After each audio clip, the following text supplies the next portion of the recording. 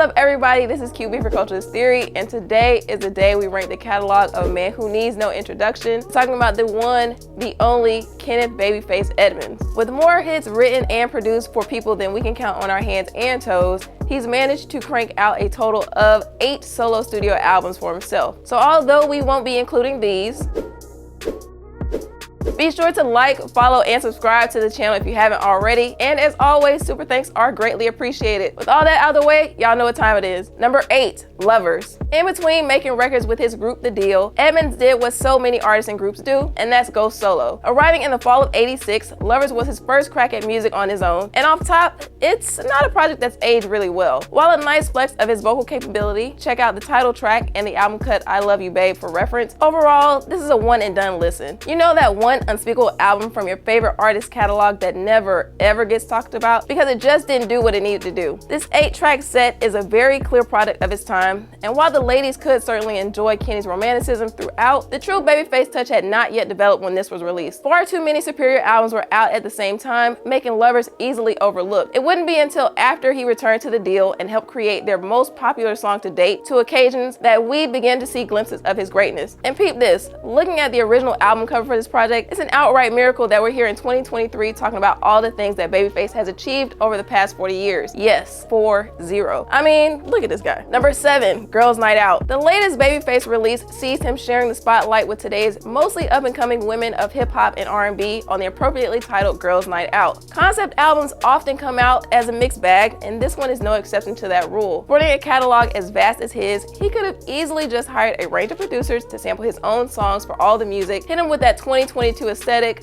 drop a hook here, add some ad-libs there, and let the ladies fill in the blanks. And to some extent, that's exactly what we have here. The Recipe, featuring Money Long, makes proper use of his classic Soon As I Get Home, and she pretty much carries the song on her own. Whereas Whatever, featuring Tink, shows promise in her vocals, but the awful mashup of the drum track over whip appeal is the outcome of when your producer ain't producing right. One Good Thing, featuring Amaarae, is a catchy-ass bop with a tropical-sounding beat that's saved by the presence of Babyface because Amarae's vocals, we'll let you tell us. You can quickly gather that Baby Tate did not grow up studying Babyface on Don't Even Think About It, flat out telling you that she is not trying to see your face in the morning once that cheek clapping has commenced. However, the best looks on this night out with the girls include the Club Ready title track featuring Doechii, lead single Keeps On Falling featuring Ella Mai, and Simple featuring Coco Jones, with the latter pair of songs being proper duets, boasting great music and strong vocals. While it's great that Babyface is showcasing some of the newer ladies of R&B and hip-hop, they're certainly not the next Pink, Tony, or Future classic hidden away on this unbalanced project. Proving there's more than one Edmonds child possessing musical talents, Kenny's older brothers Kevon and the late Melvin Edmonds joined with friend Keith Mitchell to form the trio After 7, dropping their self-titled debut project in August of '89. Just a month after Baby Bro's sophomore effort Tender Lover, the group has gone on to create their own catalog of classics. They include Can't Stop, Till You Do Me Right, Let Me Know, and Ready or Not, which was later sampled for Jasmine Sullivan's hit Let It Burn in 2015. What are your favorite jams by the group? And should we rank their quintet of projects? Leave your thoughts about it in the comments below. Number 6, Face to Face, The Blueprint, Glitter, Ghetto Fabulous, Face to Face. What do these seemingly unrelated albums have to do with one another, you ask? Well, like our latest and greatest countdown list that dropped every Tuesday, those projects also dropped on a Tuesday, and one of the darkest Tuesdays in American history at that. Yes, we're talking about September 11th. Setting that aside though, Kenny's radically different 5th studio album still managed to touch platinum status on the back of just a pair of singles. De facto hitmakers of the time, the Neptunes contributed to Stressed Out and the lead single There She Goes, with Face sporting a baby fro and t-shirt in the related video. The other single, What If, is decent, but what's more interesting is a video that finds him fully dressed in a bathtub, lighting up something that could easily have the same results of a similar mistake made by, well, we think you get the gist of it. Heavy D lent a hand in the production of I Keep Calling, which is serviceable, but would have probably done even better had Dwight dropped a few lines somewhere on it. Wish You Was My Girl is about the saltiest we've ever heard the Tender Loving getting on record, which is actually a bit refreshing in this case. However, there are quite a few misfires in an attempt to update his sound, such as the entirely unnecessary Baby Mama featuring Snoop Dogg, Don't Take It So Personal, and You Should Know, which is marred by music that just don't feel right. Absent of any trademark love ballads that touch your soul, Face to Face ends up being just another average early 2000s album. Number 5, Grown and Sexy. The 2000s were simply not as good to Babyface as the years before. A lukewarm reception to his last album, and then being in the midst of a divorce from his wife of more than a dozen years, 2005's Grown and Sexy is only marginally better than Face to Face. While handing over the lion's share of production duty over to Greg Pagani, made for a more consistent sound overall, none of the tracks really do justice to what bit of feelings Kenny had left to complete this project. Some of the writing here goes from bad, like on Sorry for the Stupid Things,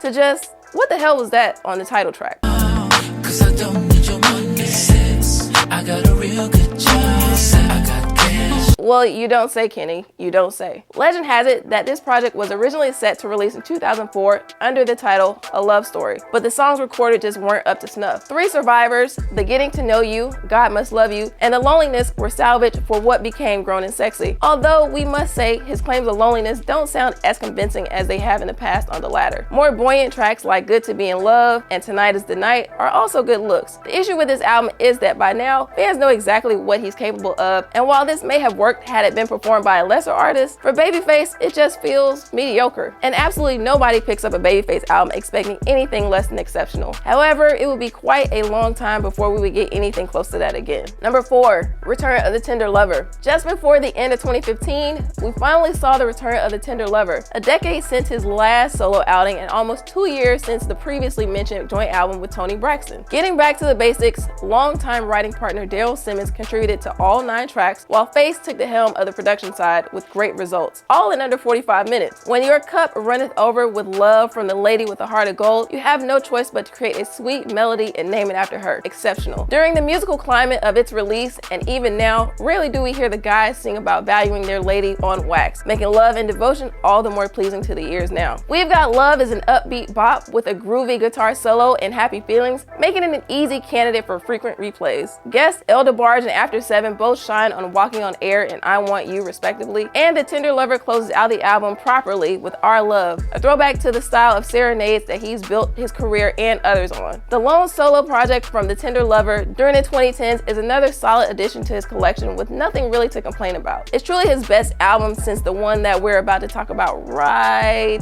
about now. Number 3, The Day. The second in a pair of solo albums by Kenneth Edmonds during the 90s is nearly as polished as the first. Lead single for The Lover in You is a remake of the Shalimar classic featuring the original group in tow alongside fellow ladies man LL Cool J, and was the most upbeat ending to a Babyface project until that point. In keeping with the theme of guests throughout the day, Eric Clapton and Sheila E. liven up things on guitar and drums respectively on Talk to Me, while half of Boyz II Men provide harmonies on the backgrounds of When Your Body Gets Weak. By no means does it recreate the magical moments of I'll Make Love to You, but the forecast of getting some good loving with this song playing during late night hours is pretty high. And not that he needed to, but Face called in even heavier reinforcements by way of Stevie Wonder and his harmonica to join him on the Grammy-winning duet How Long, How Come, and Mariah Carey and Kenny G on arguably the best song here, the sentimental Wedding Day Ready, Every Time I Close My Eyes. Laying it on even thicker, he provides the sweetest push present ever in the sweet melodies of The Day That You Gave Me a Son. Simply put, when you're in the mood for some melodic, romantic music that's gonna leave you feeling Stephanie Mills good all over, make sure that you have The Day within arm's reach. Number 2, Tender Lover. After contributing to his former group The Deal's most popular song, Two Occasions, in 1987, as we mentioned before, Babyface returned to solo work indefinitely. While the album artwork and overall sound are telltale reminders that this is a product of the late 80s, the final results were far better this time around. Out the gate, 1989's Tender Lover entered the top R&B albums chart at number 1, while lead single It's No Crime and the follow-up title track both became number 1 hit singles. Oddly enough, every number 1 hit of his after those songs were written or produced for someone else. But ask almost anyone of a certain age, what's the first song that you think of when you hear the name Babyface? And they're probably gonna reply with this. And if you still don't know, you should Spotify it. While you're at it, check out My Kind of Girl and see if you don't catch some Bobby Brown Tenderoni vibes on it. Being that Edmonds wrote it along with others of Brown's biggest hits from the Don't Be Cruel album of the same era, and you can definitely hear the similarities. Care was also given to Tender Lover's albums tracks such as the fan favorite Soon As I Get Home, where promises of good loving, rent payments, and dinner being ready after work are left open for various interpretations. And Sunshine, a lovey-dovey ballad with molasses sweet melodies, Kenny would also feature on a song of the same name with Jay-Z in '97, and no, it bears no relation to his original. To no one's surprise, a few of these songs are well past their expiration date at this point, but Tender Lover was a springboard for what has become the Babyface hit-making machine for the decades that have followed. Number 1, For the Cool in You. Babyface was spreading his musical prowess far and wide in the world of R&B in the early 90s, and you know you're pretty damn good at it when you're literally competing against yourself in songs you've written for other artists. Case in point, the final single from this album, When Can I See You Again, was Grammy nominated for Best R&B Song alongside Toni Braxton's You Mean the World to Me, losing out to Boyz II Men's I'll Make Love to You, all of which were inked by Babyface's pen. However, that same song did take home the gold for Best Male R&B Vocal Performance during that same period. And we'd be remiss if we failed to mention that I'll Make Love to You also got a nod for Record of the Year. Big Things Poppin' and Little Things Stoppin', or whatever T.I. said. The fine balance between smooth, laid-back grooves and ballads on this triple platinum Grammy-nominated album keeps us from getting sensory overload on love. Tracks like I'll Always Love You, Saturday, and the lead single/title track were made to be enjoyed equally by the ladies and the fellas at any point in the day. Additional standouts of note on this cool project include And Our Feelings, where emptiness and being brokenhearted never sounded better, and the even more emotional makeup song Never Keeping Secrets. We'd love to play you a snippet of his cries for forgiveness as the song climaxes, but they're all too long for what YouTube would allow us to get away with, so you know what to do. Moments like that exemplify why Babyface is such a coveted figure when it comes to unsurpassable love songs, and why For the Cool in You tops our list today. And that's gonna do it for us here at Culturalist Theory. I'm QB. In the meantime, in between time, remember to hit those like, subscribe, and share buttons, fam.